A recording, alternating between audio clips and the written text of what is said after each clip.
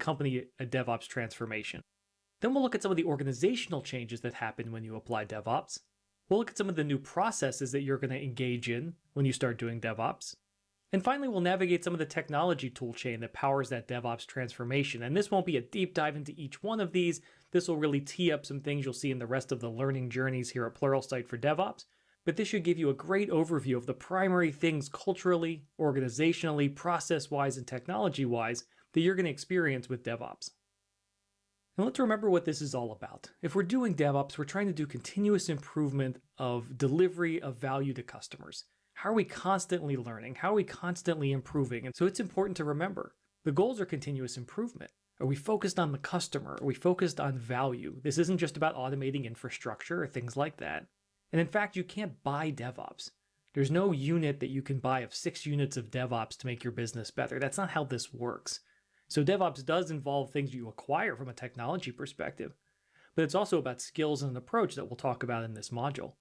And finally, it's really important to remember that any sort of adoption of any of these sort of approaches, including DevOps, is not some big bang, the next day you wake up and you're doing DevOps.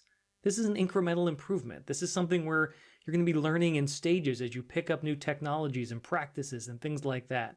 So this is a journey that's not going to have a defined start and end date. It's going to be something we keep getting better at with the goal of delivering better software to customers faster and making them happier and focusing on value.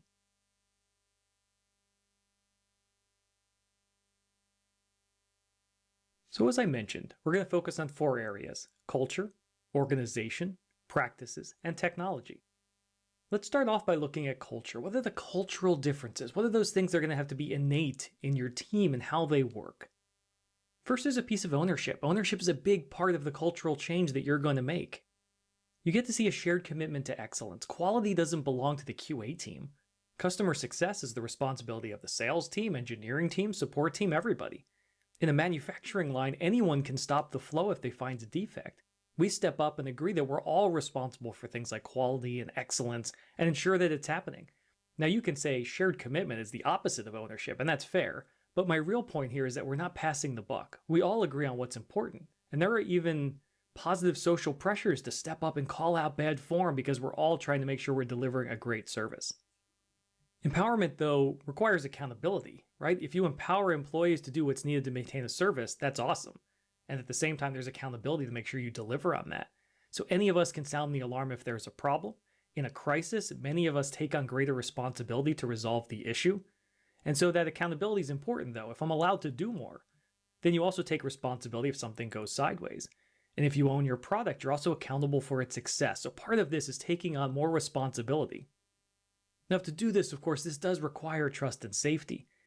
You need to place more trust in the individuals and teams and not have a command and control structure that pushes all the decision-making up. And it has to be safe to fail, or else people are going to avoid doing some of the worthwhile risks. So this ownership piece is fundamental. We also start to adopt product thinking. And part of this is simply orienting towards outcomes. You'll see that it's not about the tech or the project, but about the outcome you achieve and the impact that has.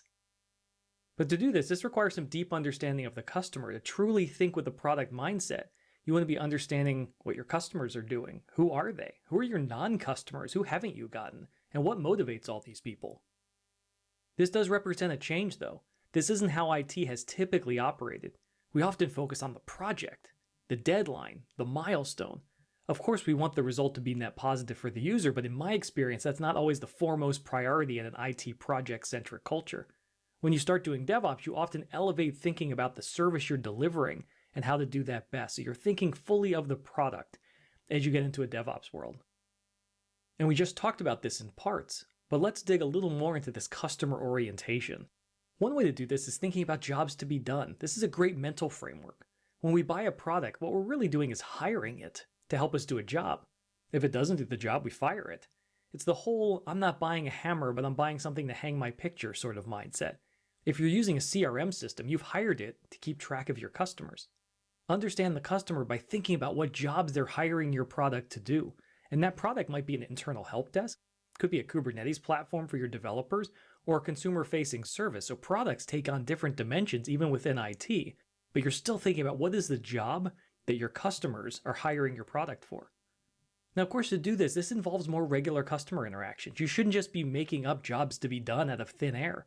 It should be based on real user studies, observations, conversations. This only happens when you spend more time seeing what your customers need. And arguably what matters most here is actual feedback loops. I don't want to just hear this. It has to actually be implemented. The name of the game is continuous improvement. It's not good enough just to hear it and collect feedback from customers. There needs to be a real way to incorporate that, learn, and continue iterating. So data-driven decisions play a big part here. The continuous improvement in DevOps needs to be data-driven. Otherwise, we might not be improving or improving the wrong thing. So things like guesses or gut feels don't drive decisions. We've all made decisions because it felt right. I sure have. But for something to be repeatable, it should be based on data. If I asked 10 people what to do, would I get the same answer from all 10 of them because they were using the same data? Or would that be very different? Ideally, it's the same. And this is quantifiable data. This means you have to actually acquire it, right? I have to go get it. It's hard to improve what I'm not measuring. What's good if I can't define bad? And so this is going to require some new input sources. This means that we might be starting our efforts by starting to collect data. It's okay if you don't have it. No better time to start than right now. Your data sources could be surveys, instrumented code, sales data, all sorts of things. But I'm collecting data that's actually helping me make confident decisions. We've talked about this a lot already, and you can't discount the importance of it though. Continuous improvement's key. Changing the culture to one that constantly learns and incorporates that knowledge is critical. So it's not just about an annual innovation week or reviewing reports every month or so. It's about creating a steady stream of feedback that you can act on. We don't just need more info though. We often need the context, the ability to turn that information into usable data and knowledge that drives changes. As I mentioned earlier, it can be hard to fix something I can't measure. If I'm not doing this already, it's okay. Let's get started. Let's capture data. Let's determine what metrics actually matter and would change your strategy. Figure out those baselines. Because part of this is being smart about where to focus. If you spend your time improving something in the wrong part of the value stream, you won't make much of a difference. We're all time constrained. Nobody has infinite resources. So we need to use data to know where to target our improvements. This is where small batches and rapid feedback cycles help, as I can experiment and see if my hypothesis is right without investing too much. So continuous improvement is key, but the smartest people are doing this in the best places and not just randomly making changes and fixing things. They're fixing the right things.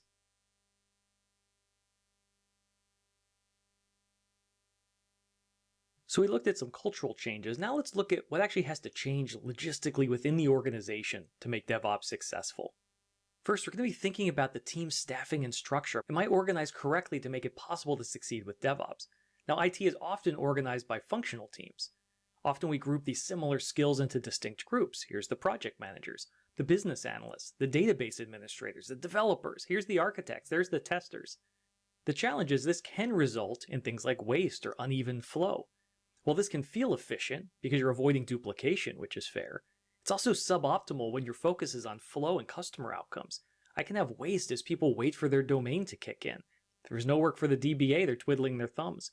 Or I can have uneven flow as work piles up for a specific team that might not have the same staffing level as the team pushing the work.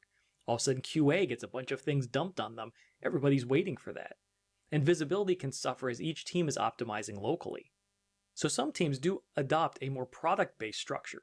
Now, this is not a trivial change by any means, but it's worthwhile for many. In this context, you're arranging dedicated people into long-lived product teams, and this cross-functional team designs, builds, deploys, and runs their service for customers. That means that these are long-lived teams. That means they're going to survive. They're not just project-based. And these teams have dedicated people. They're not split among 10 different things. They're dedicated to that product, and they're cross-functional. This creates faster flow, more customer focus, and this doesn't work for every company, definitely not every product, but it is a key structural option you should be looking at. And of course, you need to look at your people. Do I have the needed skills for product development and so forth? Now, many orgs don't naturally have all these skills. That's fine. It's about continuous learning, right? So if I'm missing the product management skills or automation skills, you'll likely use a mix of hiring and training to develop them. Adopting DevOps can be super scary for an IT org, and I get that, but we need to recognize that this is also a tremendous chance to do more interesting work that matters, so it should be an exciting thing for most of your team. We also need to rethink budgeting and funding, which is of course super exciting stuff, but when we think back, most companies fund IT projects, not products. right? Adopting a product and customer-oriented team structure can't happen in a vacuum. Most companies I speak to don't fund products in IT. They fund a bunch of projects that have a start and end date, right? They've got milestones, goals, deliverables, and a mix of dedicated and borrowed staff. But how can I fund outcomes? How can I adopt a new model that's about funding the outcome I'm after? Do I have a new system being used by supply chain partners? Maybe a dedicated product team would be focused on goals related to reducing friction for tracking goods, or increasing visibility of the whole supply chain, or driving adoption by more customers. Fund those outcomes you're after. So sometimes fixed annual budgets don't facilitate continuous learning. This can be hard to do this sort of product-based culture with very fixed budgets. Nobody can tell you with a straight face how many virtual machines they need next year, right? We're always guessing. As we learn about our needs and what technology is capable of, we're going to need some flex to spend money in different ways. Now, of course, I'm not proposing anarchy here. We need budgets. We need predictability to run a responsible business. But as we look at funding an outcome with expectations then that come with staff and resources, we want some flexibility with the team to redirect some of the funding as they keep learning, and opportunities to adjust up and down funding on a more frequent basis. So really, this is about more flexibility. Some teams are even doing internal venture capital-like models where you're funding a certain goal and going off and trying to do that. Just changes the conversation from just here's some big fixed upfront planning that happens that locks you into a 12 or 18-month plan. That's really hard to do as you're trying to do a continuous learning model. Another huge organizational change is putting some attention on the bottlenecks and the tech debt. Now again, it's key to know that it is ineffective to optimize anywhere but the constraint. The organization can't just focus on new features and products. It's about the overall value stream. You need to create a mindset where the organization looks at the complete value stream and optimizes that constraint. Spending time anywhere else doesn't really matter. Now, what is a constraint? Again, a constraint can be all sorts of things. Maybe it's a lack of people at a key stage of your delivery process. Maybe it's a process that reduces the flow to a trickle to production. Or it could even be something outside the company, like poor product demand or regulatory limitations. What is the constraint? Work on that. Now, to do this, we often have to label all the work, right? The work you're going to do to improve flow and improve system quality needs to be visible. It should be part of software sprints and broadcasted to leaders in the organization. This isn't secret work. That sort of work needs to be elevated, not just new features and products. And thinking of paying off debt's key. The debt that impacts your systems or slows down your delivery can't just be paid off overnight. There's no magic product that just fixes it. Introducing Kubernetes or cloud or serverless doesn't change your debt problem. As we continuously improve, we'll chip away at that, using refactored systems, automation of processes, many things. But the organization needs to start thinking about the bottlenecks and tech debt and spending real time on that, not just when we have free time. Now, you may also introduce new types of teams to your organization. When you think of platform teams, they improve software delivery with workflows and platforms. You might add one of these. These dedicated groups enable your customers, really developers, to achieve what they need to. They might be running a container or cloud platform, but also building capabilities teams use to deliver services to their customers. This could be CI/CD tools, developer kits, and more. What's unique here is platform teams treat the platform like a product. This is a big difference from traditional system administrators who often have to support many products, and many of the times the focus is on keeping them healthy and running. A platform team does that for a single platform. And they use product thinking and customer interviews to manage a backlog, continuously scale and improve, and focus on outcomes for application teams. Now, you might have also heard about site reliability engineering.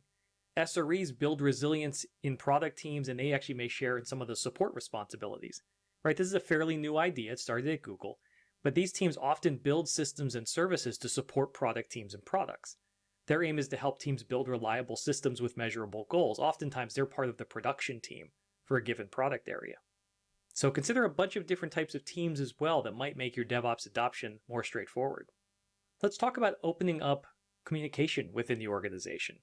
As we think about organizational changes, poor communication can lead to push and not pull-based systems.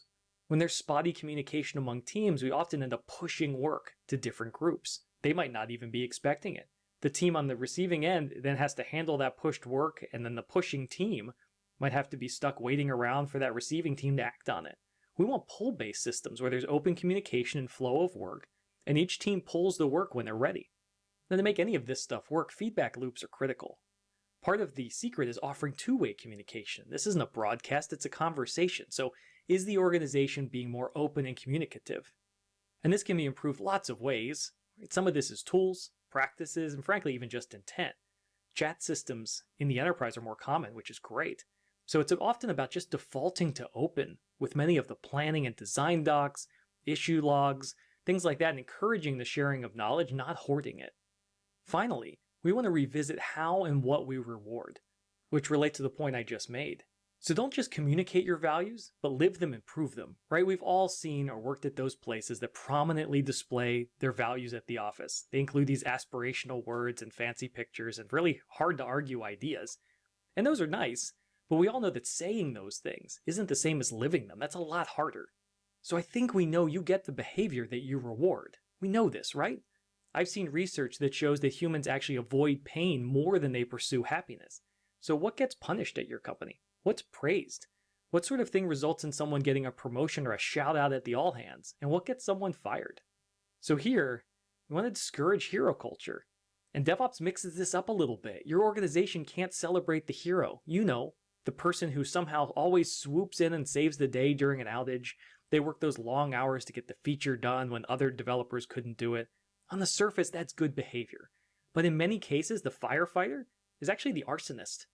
The reason that they have to keep coming to the ops team's rescue during outages is because they won't actually automate a certain step or show others where the system flaw is. Or they aren't mentoring other developers because they like feeling indispensable. This is no longer an asset. Rather, I want to give bonuses and promotions to those that sincerely up-level others. They actively mentor and make themselves replaceable. They focus on doing something that helps the customer more than just doing something cool in the software system. They create cross-functional teams to solve problems versus solving it by themselves. They're doing a number of things that are focused on sharing knowledge and making everyone better, and that can be tricky and harder than maybe even what you're used to, but that's how this becomes sustainable.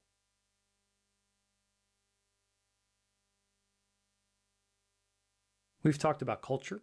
We've talked about organization. Now let's talk about some of the practices. What are some of the tangible things you're going to find yourself doing in a DevOps world? Well, first, we're going to be scaling Agile delivery more. Agile and DevOps go together. There are things in common here. They're both about software and improving delivery. DevOps stretches some of those Agile ideas all the way to production. Agile alone doesn't get software to prod, right? It helps me create smaller bits to release, but I need the rest of the value stream to improve too. It's about delivering value completely, including things like continuous delivery and continuous integration, infrastructure automation, and more. Agile software teams could, in some cases, actually evolve. Right? The team doing Agile software delivery may evolve to take on the whole product. I've worked in this sort of setting before. The software team actually took on overall product lifecycle responsibilities, and we staffed accordingly. So keep investing in Agile. This sort of model is going to lend itself well to continuous improvement throughout the process. We're also going to be thinking about a small batch delivery process and actually doing this for real. This is a lesson we can learn from Lean. In Lean, the ideal batch size is one piece flow, if you will. This gives me the best chance of fixing defects before creating more items. It leaves no inventory and helps you deliver what is needed at the very moment. How's this apply to software? With software, a small batch release means you learn faster, right? I'm shipping just small bits of code each time I can. As soon as it's committed and production ready, I deliver it. So I'm getting that feature, fix, or experiment out quicker. And I'm limiting the defect impact if anything goes wrong. I know right where to look. If I just update one thing, and something gets weird in prod, I know where to look. Versus if I ship all these giant changes at one time, that's a mess. So this starts to change my feature planning as well. Instead of planning annually or quarter releases and stashing as much as I can into those releases, I'm actually going to be thinking in very short-term horizons. What can I work on and ship today, this week? Is there a single feature we could all work on, a one-piece flow?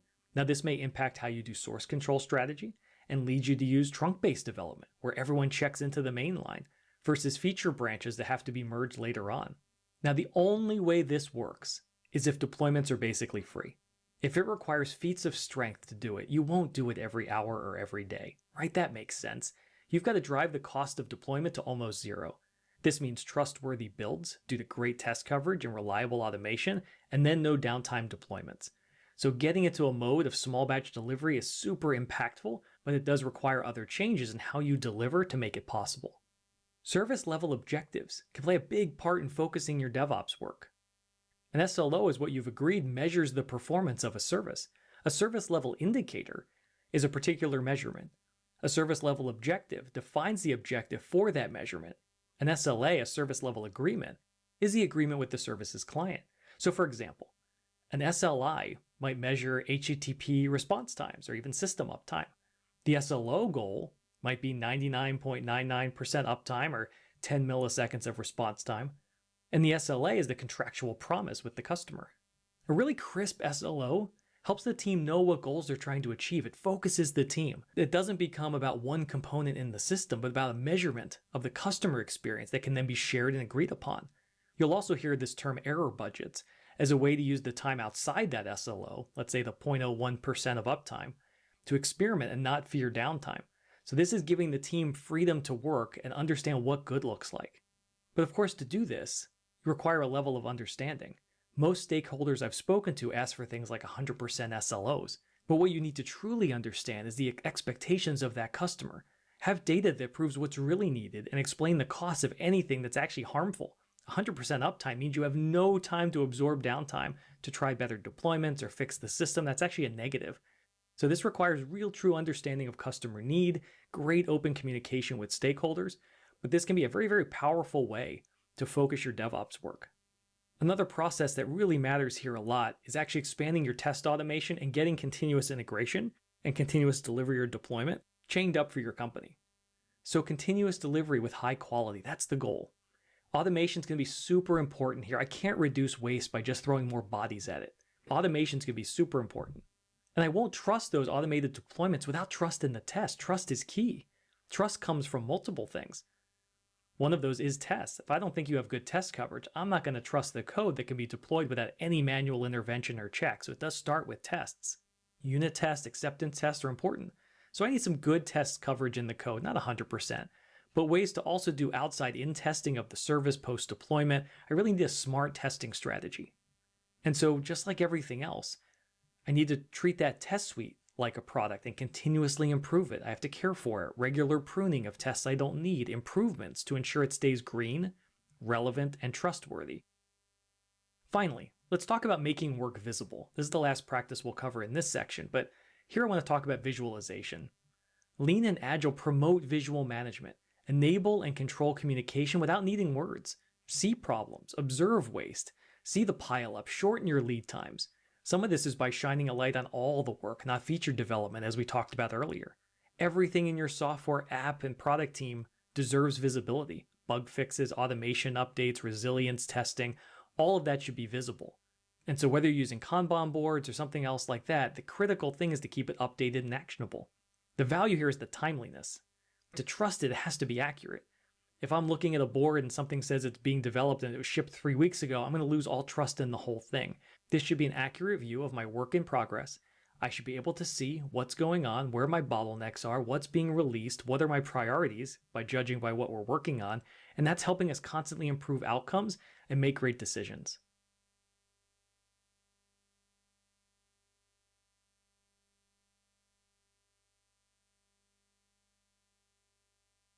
Finally here, I'm going to be taking you through a whirlwind look at the technology that becomes a key part of a DevOps transformation. You'll see lots of other Pluralsight courses that dig deep into each one of these areas, but I want to give you an overview. I want you to be thinking about the major categories, major considerations, so you'll even know where to focus your time. So for each one of these, I'll look at the what, the why, the how, and what tools might play a part here. So let's talk about value stream mapping. This is a lean method for visualizing, analyzing, and improving the delivery process. So that's what this is. It's a way to look at the full value stream. Why do you do this? Well, you do this to identify some of the bottlenecks. I want to have cross-organization collaboration, have some context about how I deliver value, and I do this often by talking to stakeholders, collecting the data, and then turning that into something visual in many cases. Even figuring out the metrics that track what is the process between these, where is my wait time, what does good look like for the whole thing. So sometimes this can just be rough on a whiteboard, sometimes this will be in fancy tools, but the idea is I'm visualizing the entire path to production or the value stream. I'm able to see what's going on by capturing data about the key steps and what's going on there. Lots of solutions in this space. Atlassian, TaskTop, others offer products here. You can do things low tech and even just use a simple diagramming tool, whatever makes sense, but what is the best way to visualize your value stream? Study this topic more. It's super interesting and powerful. We'll also think about planning tools. How do I actually plan delivery of software, of services to production? So what are we talking about here? Well, I'm talking about tracking the work while planning sprints, releases, everything that gets that software into production. I'm doing this to improve transparency, reduce waste, and identify some of my blockers. I want an easy way to see what am I trying to do, what is released coming up, what is coming up farther down the line, who's working on what, and what's queued up and what are my dependencies. And so even doing my planning, I might use Kanban boards here and do other methods to track priorities, look at that work in process, see what's going on, and figure out what is actually coming up next, how many people are maybe working on too many things. It's easy to look at a Kanban board and see, hey, there is way too much happening right now, or one person is assigned to 4 different things. We have to shrink that down to 1 and get down to one-piece flow. This stuff is so much easier when you embrace visual management and start doing that with good planning tools. And so again, lots of good solutions in this space. You might use Trello, as I've done in the past. You might use Asana, a number of good things you can find to help your teams open up planning so a lot of people can participate and see what's going on. You'll also think about consolidated issue tracking systems. How do I track the bugs and defects that impact the quality and delivery of my software? High quality software getting to my customer constantly is the value here. That's the point. What am I doing to deliver more value? And so part of that is making sure my quality is great. So how am I tracking issues?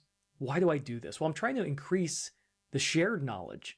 And I want to use a central repository of data here to prioritize the work, improve the software. And so my real call to action here is using a shared system. You shouldn't have an issue tracking system used by your frontline support people and a different one used by your developers. That might be controversial, but what happens there is you start to lose fidelity as issues and bugs copy between systems. You start to lose context, you start to lose the paper trail. And so ideally, I have one system that we're using to capture and assign any of those issues. This is going to make sure we're having shared context on the same issue reports.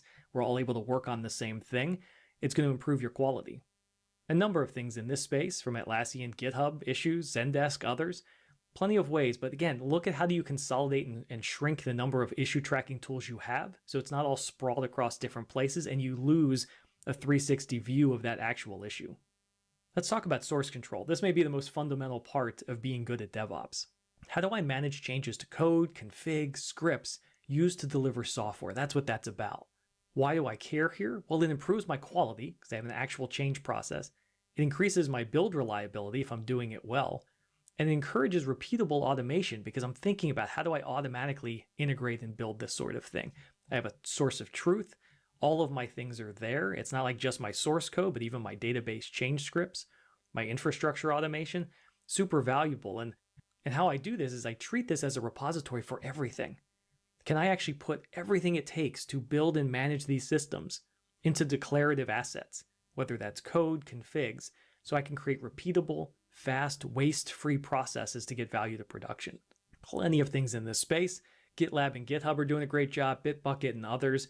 Again, try to get everything you can into source control so that you can start to create automation around deployment.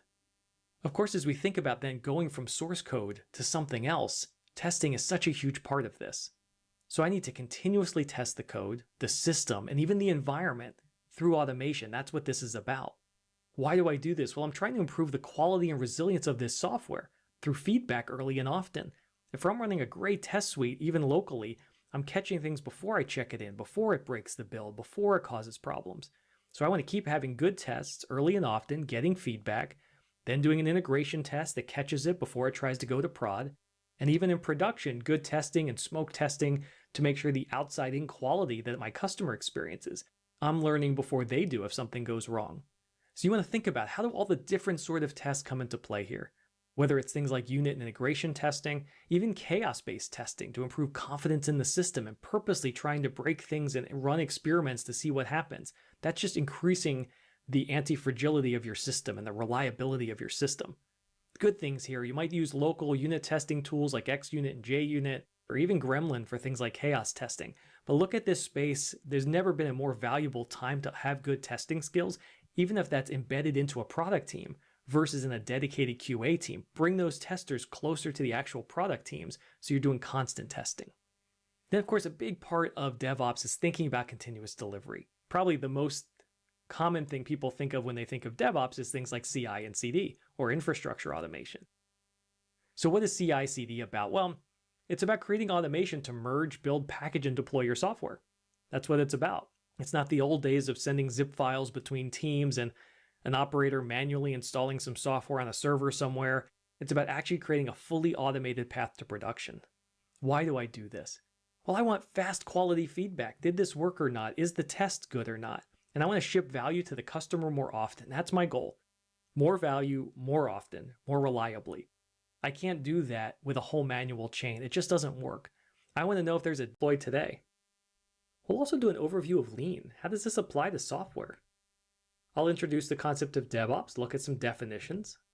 We'll discuss how you adjust to a more product mindset, which is a key part of adopting a DevOps frame of mind. And then I'll conclude with some data that actually proves that these DevOps practices really matter a lot. Let's get into it.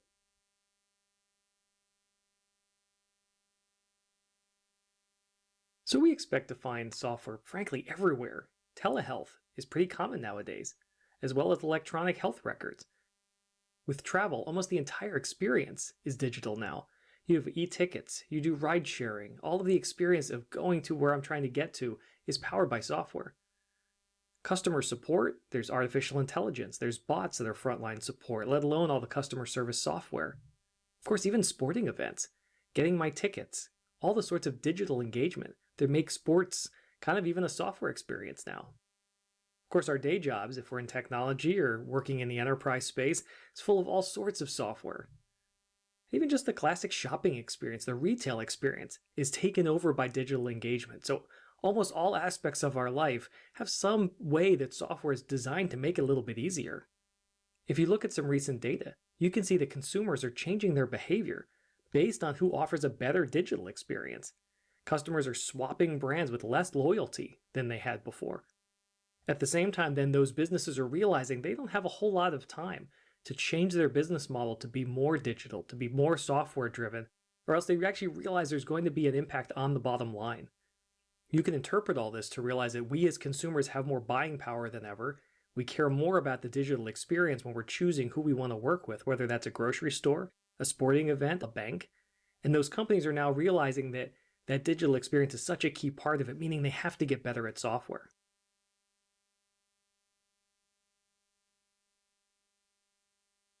Let's use a fictitious company to walk through what sometimes the current state looks like for a lot of people, including yourself possibly. Let's talk about Global Mantix. In this case, this company might be somewhat common to you. Maybe you work at a company like this. It's a mid-sized enterprise. It was founded a number of years ago. They're not a brand new company. They're in the B2B space. They sell to other businesses. It's not direct to consumer. And they've been able to function successfully for a while now. But all of a sudden, they're seeing that some of their baggage isn't playing off well to a lot of new entrants in their space. These new entrants come in with different type of experiences. They're focused more on the customer experience, different types of software. And so all of a sudden, Global Mantix realizes they have to change. They can't rely on how they've been doing things entirely. They've got to evolve a bit with the times. If you look at their IT organization, this may look familiar to you. They've organized in a fairly classic fashion. I've worked in this structure before. Groups are organized by discipline. You have enterprise architecture, development. You have business analysis in their own area. Information security takes care of their own business. Operations, QA. And there are some business units that have a mini version of this structure all to themselves. This kind of structure works fine if you're optimized for cost and efficiency. That's where this came from. But it doesn't work great when you're focused on speed. All of a sudden, a whole new set of pain points start to emerge that slow down the business.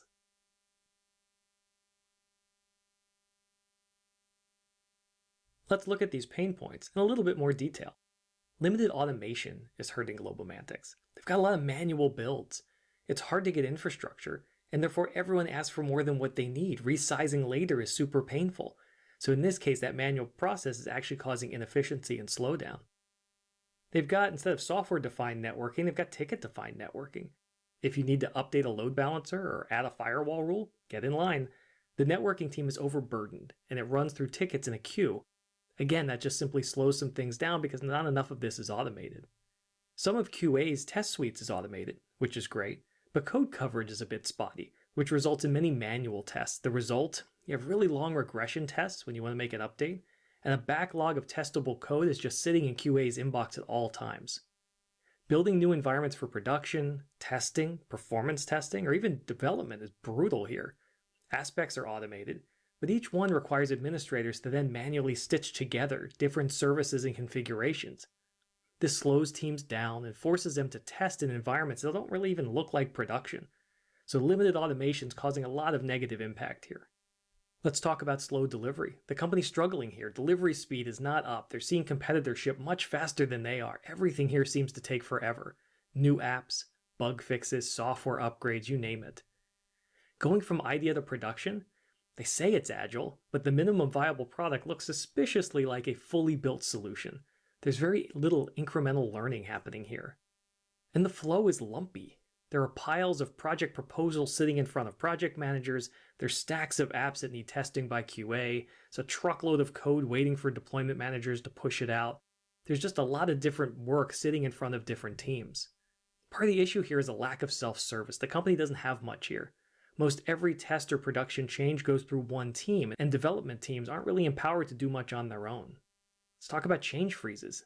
There are shopping holidays where no changes are allowed. The problem is, as soon as that change freeze lifts, they dump hundreds of changes into environments at once and then can't easily find the offending code when something inevitably fails. So as much as the change freeze is designed to increase stability, it's actually making things worse. And of course, some of those big bang releases are not doing us any favors either. The incremental releases are tough, and everything gets bunched into these big releases that happen a few times a year, so everyone crams as much as they can into that, inevitably slowing things down even further. So because of this, they don't experiment much. By the time an experiment would ship, they've already moved on. So you end up with a lot of very stale, static sort of stuff, versus experimenting and learning continuously because it just takes too much work to ship. Let's talk about uptime. At Global Mantix, uptime problems are really hurting the company's reputation. They're causing some long-standing customers to start looking elsewhere. Specifically, there's a bad change failure rate. Way too many changes result in downtime. And they seem to make the same mistakes over and over again. We know when this happens, we get even more hesitant to ship, right? If it's hard to ship, or if it's something where there's pain afterwards, what do? We do less of it. So it's slowing us down even further. When something does go wrong, getting back online can take hours, frankly, even days. The result is a panic because there isn't much confidence that the system can come back quickly. And that panic means that we get even more distracted when it comes to figuring out what is the actual root cause. We don't have a great playbook to run when there is an issue. Part of this is because the team's always starting at zero when something goes wrong. There's no head start. There's no shared telemetry I have access to. Everything starts with basic questions and you have to rule them out first versus immediately going to where the pain is. We just don't have great telemetry. And because the telemetry we do have is super noisy, most folks frankly ignore the alarms and then miss the actual problems. So over-alerting has exhausted the team. It's not helping our uptime at all. And so there's a lot of attention on architecting to prevent failure versus accepting that failure does happen and optimizing instead for recovery. Let's talk next about security. Sometimes it feels like we only really care about security when something bad happens. The problem here is that many of the security concerns actually still get offloaded to an information security team, and they get applied late in the game when you're about to ship some code. With more environments, including the public cloud, coming into play, they feel the pain of credentials stored and secured in different ways in different places. We're not feeling good about how we're actually keeping our credentials and secrets safe. Container adoption is actually messing with the security approach at Global Mantix because now it's not just about golden OS images in your operating system, but it's container images. And then trying to avoid misconfiguration and drift as I have more things running out there. So I'm not really confident about the hardening or the configuration. Now, the secure software supply chain can be a real problem now because many modern custom apps rely on a lot of dependencies. When we pull in JavaScript packages from NPM, when we use Maven for a Java package, when we pull NuGet packages for .NET and the like, we're not always scanning those and confirming that we haven't actually just pulled in a bunch of vulnerabilities or checked them after the fact. I mentioned cloud adoption earlier, and we're seeing a growing chasm between how we secure each environment. This is not consistent. We're seeing a bit of a drift in how we behave. And finally, there's a sense within the company that security is less important than speed. We pay lip service to security, but information security teams often get days or hours to approve an app before shipping without giving it real time to make sure that it doesn't introduce vulnerabilities or have any easy ways to have a security breach. Finally, Global Mantix is suffering from a lack of customer focus. Some of these overarching problems really stem from the fact that we haven't started with why. So for many teams, they're thinking about their particular area, not the whole product. Specifically, each department has their own measure of success. Project management teams track delivery dates and budgets. QA teams can track how many defects they found. Dev teams are tracking their features. Ops teams are measuring their uptime, and so on. Everyone defines good a different way. And frankly, there's no shared definition of done either. Each team says they're done when their part is done, versus when the product actually ships and the customer starts getting value from it. So no one team is looking at the big picture. A lot of bugs and defects seem to get postponed to later to achieve a date, make sure we ship on time.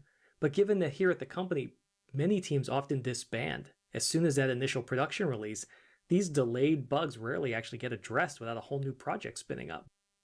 Given that the goal is to ship, the teams aren't often thinking about lifecycle management, and because it's hard to ship incremental updates, they rarely instrument the features to observe adoption trends or do A/B testing to improve usability.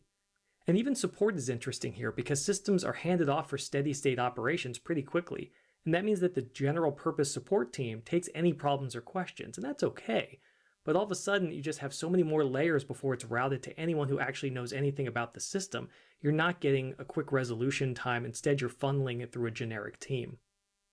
So where does that leave us? What do all these problems result in for Global Mantix? Well, first, they have some poor customer satisfaction. Their customers don't feel heard. They rarely see software improvements emerging. And they worry about security breaches and uptime, given a pretty poor track record of operations here. And look, revenue's down. Customers have options. We talked about this. And rarely have to use one provider or another. Global Mantix is seeing customers churn, they're seeing new signups decline, and you're starting to see that attrition is up. And many exit interviews are showing it's because employees are looking for growth and impact, and they're not seeing it here. Some of this is stagnant innovation. You're losing people, you're handling fire drills constantly with production systems, and there's simply less investment in really bold, big bets. This is all causing more of a lack of faith in IT. That lack of velocity, any of the impactful digital experiences that we're seeing from competitors. Some of these teams instead are just self-sourcing their technologies. They're hiring contractors. They're building shadow teams just to get something done. And overall, it's messing with the culture. You're having this us versus them mentality, and we're focused on ourselves versus the customer. And it's impacting how we're performing and really hurting morale. So all of these things are common in a lot of places. The key is, how do we break out of this?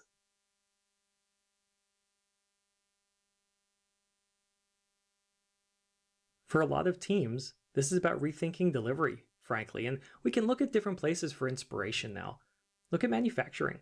This isn't necessarily a place we think of when we go for wild innovations, but if you look at even the last 50 years of manufacturing, all of a sudden companies like Toyota and others have reinvented how they approach a number of different things.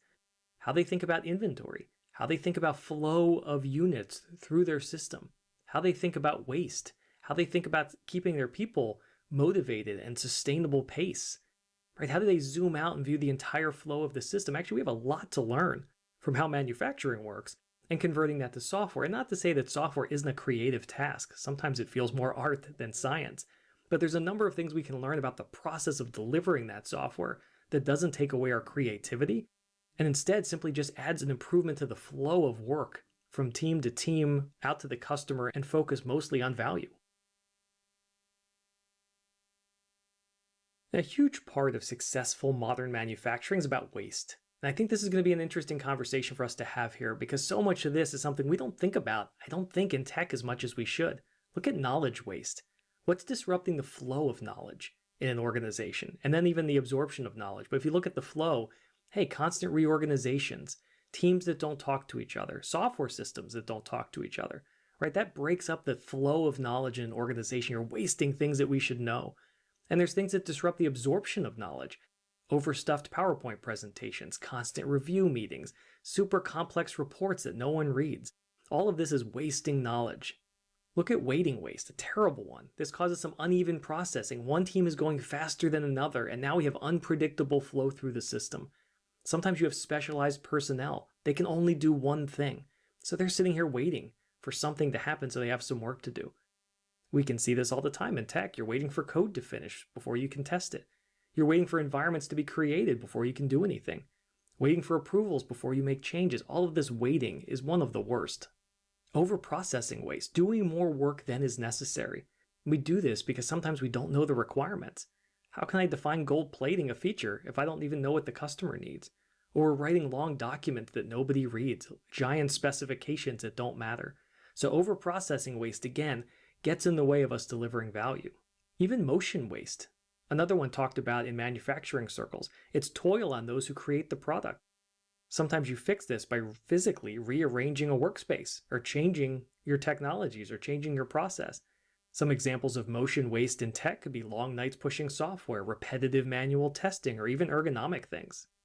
There's a few more wastes that matter here. Transportation waste, moving products in ways that add no value, right? The moving cost, the lost time, the misdirection, damaging it in transit. Even in technology, we can see this if we're clumsily moving code between environments for no good reason. I'm wasting my time. I'm transporting things that I don't really have to. Correction waste. This is the idea of handling defects. So sometimes we rush to hit a deadline, even in manufacturing, so we can say we're done and we ship this batch. But too little emphasis is based on prevention. As we know, especially in manufacturing, defects after the fact are extremely expensive. So if I have to spend a ton of time after the fact correcting things, I'm dramatically increasing my cost and wasting time. Look at inventory waste. Those things that pile up and aren't producing income in manufacturing. Inventory is evil in a lean world. It leads to other waste. It means you don't have good flow. It's lumpy processing.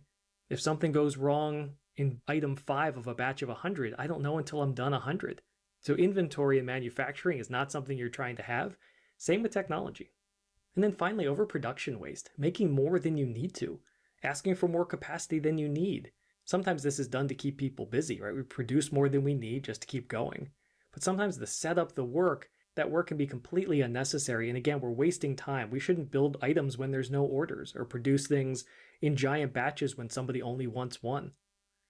So all of these different wastes, these 8 wastes I talk about, are pretty popular things discussed in the manufacturing space. And you can squint and imagine how many of these apply back to technology. So what's lean all about? I mentioned it in passing earlier, but this is really a way of thinking about customer value in manufacturing, thinking about ways to define the value stream, improving flow, and those sorts of things. So some of the essence of this is focusing on value. The goal of lean isn't to cut cost, but actually to free up resources so we can focus on adding more value. That first question you ask yourself in many cases is, what value are we adding from the customer's perspective? There's a lot of attention in lean on time. We just talked about waste. It's a huge part of lean. You're working systematically to eliminate all the non-value added processes in order to achieve your goal with the least possible effort and waste. Cycle time comes in big here. How do I reduce how much time it takes to accomplish something? This is why one-piece flow is the ultimate in lean production. It's eliminated most of Toyota's 8 kinds of waste that we talked about there. How do I almost send one piece of thing through the entire process so I'm not overproducing, I'm not wasting time, I'm able to have clean flow through the entire process? A lot of this too is about continuous incremental improvement. Lean's about not just having one process written into a book and everyone follows it. It's making sure we're always learning, using data, making sure that we are constantly improving the process, finding new ways to eliminate waste. And this isn't about burning out your people, frankly, the opposite. Eliminating waste is actually just 1/3 of that equation of making lean successful. Eliminating overburden of people and equipment, and then eliminating some of the unevenness in the production cycle is just as important. So how do we make sure our people aren't overburdened? And finally, some of this applies to the theory of constraints, which we're going to talk about in a moment, which is how do I think about the right places to spend my time trying to optimize? Let's talk about that. So with the theory of constraints, you might have a process here as I'm showing, where there's a couple of hotspots. These are bottlenecks.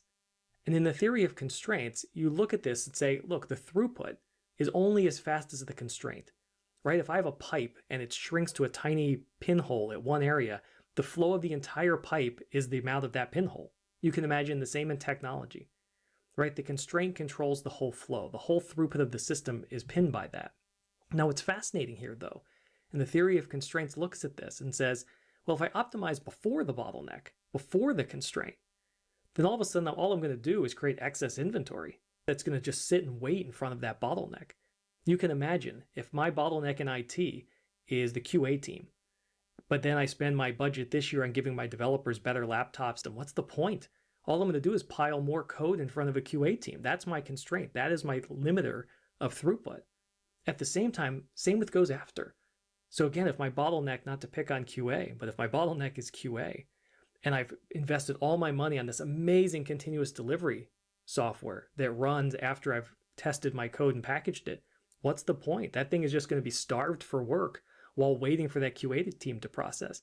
So the idea here is that we want to elevate those constraints, spend our time fixing one of those. That could be a person, could be technology, could be a policy, could be a part of waste. How do we focus on those constraints, then move to the next one, and not accidentally spend our time on areas that don't actually improve throughput of the entire system?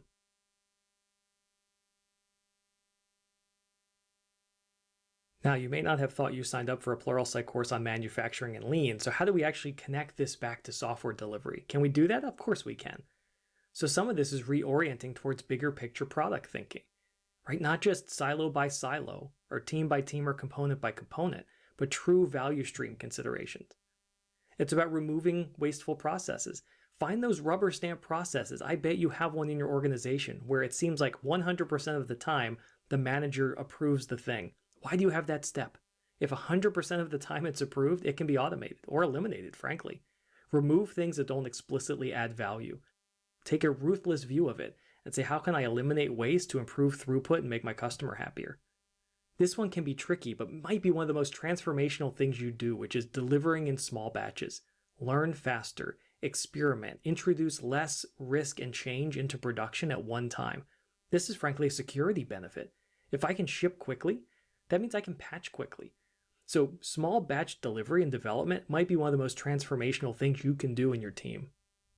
Now, at the same time, continuous improvement is key here, of software, of process, of our skills, right? This isn't about having fixed standard operating procedures that we just follow into perpetuity. Instead, it's about constantly figuring out how can we make the process better? How can we enjoy this more? How do we make our customers happier? That's a key part of how this can change what we think about software. And then automation is to remove some of the overburdening of staff. Get rid of toil, repetitive tasks, things that actually make our job not fun and probably introduce risk. We should all be spending time on the things that matter the most. And then attacking some of those bottlenecks. When I take a system-wide view, you start to see problems with flow that don't emerge when each team owns their little piece and optimizes locally. Instead, I'm looking at that bigger picture, and I'm not just saying my definition of done or my definition of good. We're able to look at the whole thing and deliver software that delivers value.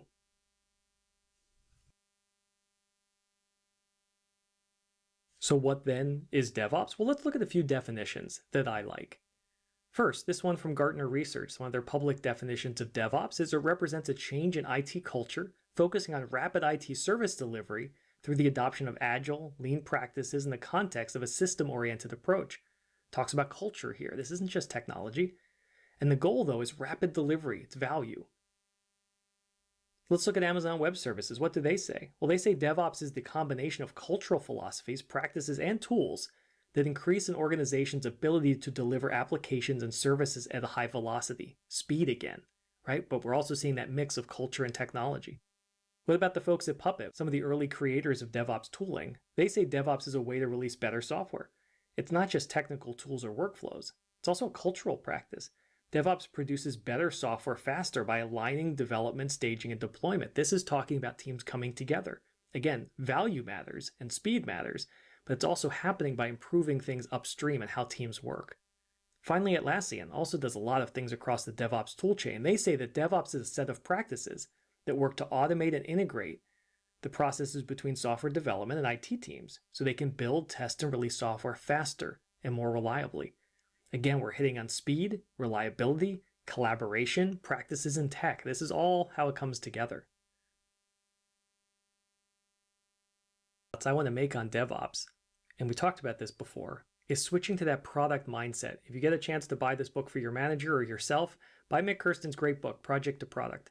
It's a revolutionary way of rethinking this process. And really, if we look at the project-based mindset, how does this work? Well, we fund projects based on milestones. Right? Here's a first release, or here's a GA, or whatever it is, maybe 2 versions, and we're going to pay so much money for this 3-year project. The success of that, honestly, is based on time and budget targets. Did we ship it on time? Did we spend the appropriate budget? Often what you'll see here is teams get assembled from staff and they're allocated for the term of the project, right? These teams come together. They might be working on more than one project at a time, but they're coming together just for this project. Some of the durable knowledge lives in the documentation. Because that team goes off on their own after they've shipped this version, oftentimes the one thing that stays the same is the documentation, the requirement specs, the architecture specs. A project typically has a defined end date. And there's little attention on post-release lifecycle. If you have to do a major V2, that's a new project. That's new funding. That's a new budget. That's a new team. This is pretty common stuff. It's what I did in enterprise IT as well. This isn't unfamiliar, I'm sure, to most of you, but a product-based mindset kind of messes with your thinking. You're funding based on the output. What is the business output I'm after? And I will fund a team to accomplish that. The success is based on business value. Am I improving business metrics, the things that actually hit the bottom line and get mentioned in the annual report? Is it those sorts of things? Teams are comprised of multidisciplinary staff, and they're dedicated to one product at a time. These are not people who are shared among different products. This is a more durable team. Doesn't mean it's a 10-year team. Might not even be a 1-year team. You might cycle people every 6 months as well. But the idea is that there is a single kind of staffed unit that works on this product and continues to work on it, not just after they've shipped one time. And where this gets interesting is now some of the knowledge is within the team. The team doesn't disband once the work is done. The team might be defined for 5 years, and while the people may change, the team itself maintains some of that institutional knowledge. And the key here is you're looking at a multi-year life cycle. You're not looking at a release, you're looking at always shipping value, right? You're learning from the last release, funneling it into the backlog for the current release. And again, would you do this for every product? Of course not. Every single piece of software in your organization doesn't deserve a product team. That would be wasteful. But there's a number of things you can imagine, I'm sure, that deserve sort of ongoing care and feeding that should be staffed by a dedicated team.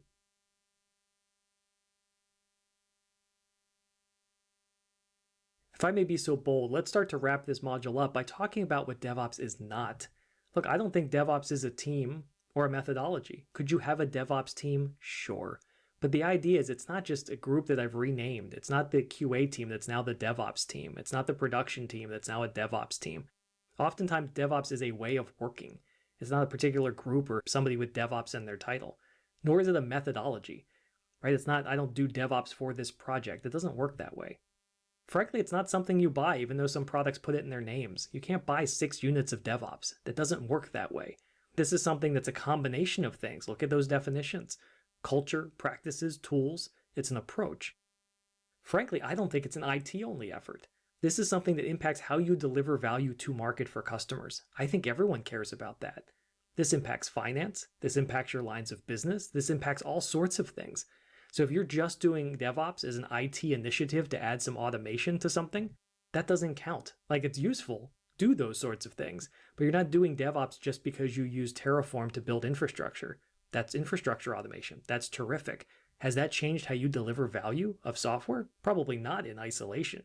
So DevOps is not just, hey, we use Ansible or Puppet and we use Terraform, we're doing DevOps.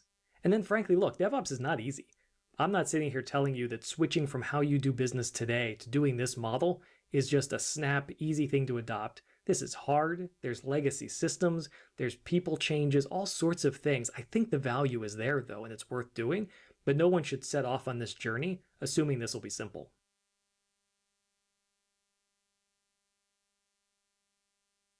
The Accelerate State of DevOps report is one of the longest running surveys of DevOps that exists today. And the latest data that's come out talked about the difference between elite performers and kind of low performers. And look, the elite performers, those who are doing DevOps-like practices, are shipping almost 1,000 times more often. I think in any industry, if you are delivering value to customers and fixing things that much faster than your competitor, I think you're going to win because you're simply responding to customer need better and building more stable systems. But interestingly, these high performers aren't just shipping more. They actually have a lower change failure rate, which is fascinating to me. So you're going faster, but you're actually doing this safer to some extent. And so again, that's a huge thing that builds trust within the team. That's going to make sure you're confident to ship more software. And then the last number may matter a ton as well to your business clients.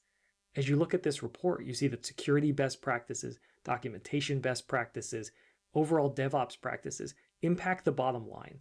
We can see that connection between teams that are delivering software in a successful way and companies that are then becoming more successful. I think that's exciting. So in this module, we talked about the ever-present software experience, why customers are basing more of their decisions on the digital experience. You and I are doing that, right? We're making decisions based on that, and our companies then that we work for need to be good at this. So many of today's teams struggle with speed, uptime, security. You are not alone on this at all. This is hard stuff. A lot of this does start to change though when you truly adopt a customer focus and think in small batches. We can learn a lot from manufacturing. How they made those improvements to increase quality, improve flow, removing waste, finding bottlenecks, so important even to our software teams. As we start focusing on customers and products versus projects, we start to see what DevOps really is, which is applying this idea of delivery and throughput and value to the customer, not just looking silo by silo. As we figure out that product mindset, we're going to see a transformation from just how do I ship my piece to how do I deliver a durable product that lands in the market. I think the data proves this matters. You can look at survey data, you can look at this anecdotally, you can go to conferences and see who presents some of their progress. I think that this general way of working, whatever you want to call it, makes a huge impact on teams.